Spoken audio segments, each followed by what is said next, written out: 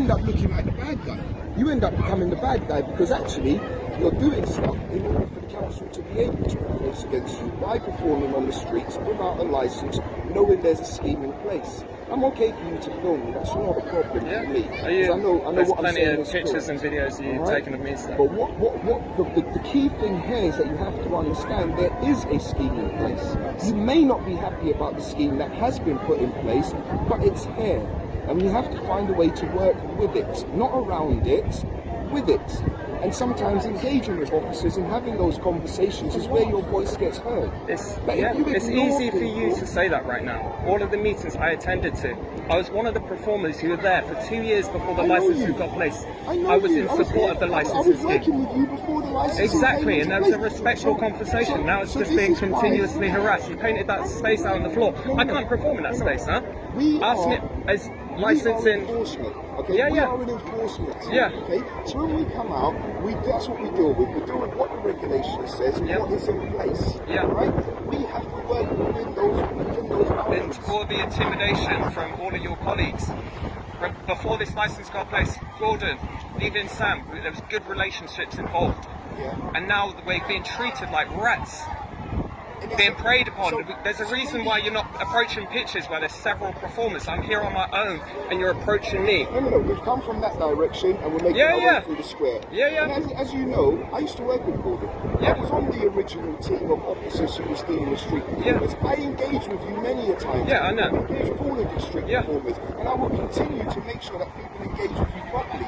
But going against what's in place makes you, or puts you on the back foot. Because the scheme is here.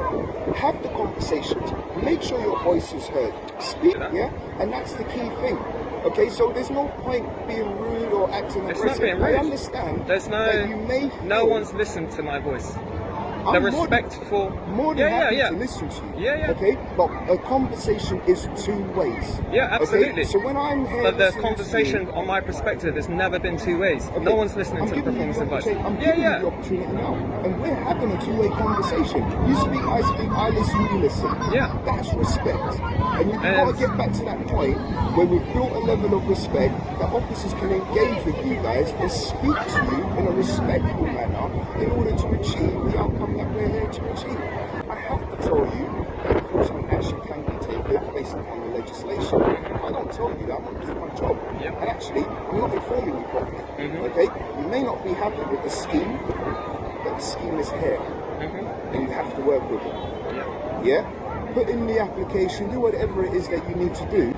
The issue is, right now, for me to make a living, I have to do multiple shows a day, That needs to happen.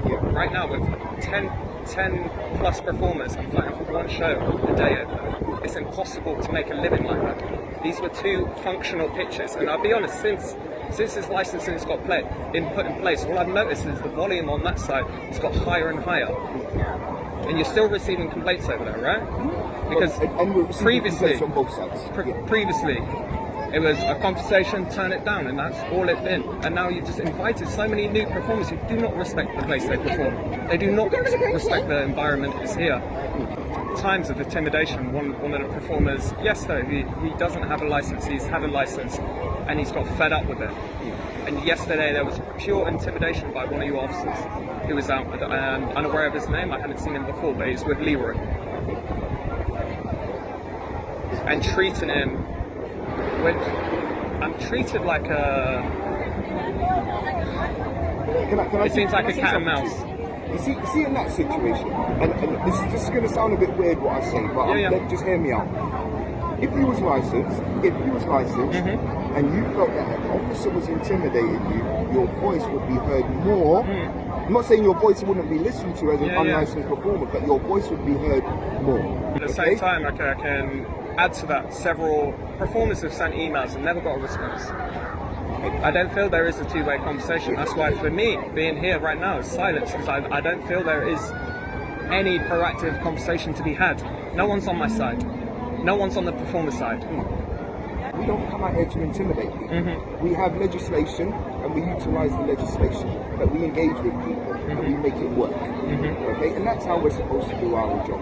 Yes, sometimes being an enforcement officer comes across as intimidating because that's our job. That's what we're here to do. Yeah. All right, but if you're feeling intimidated, that's the kind of information you need to feed in and keep feeding it in.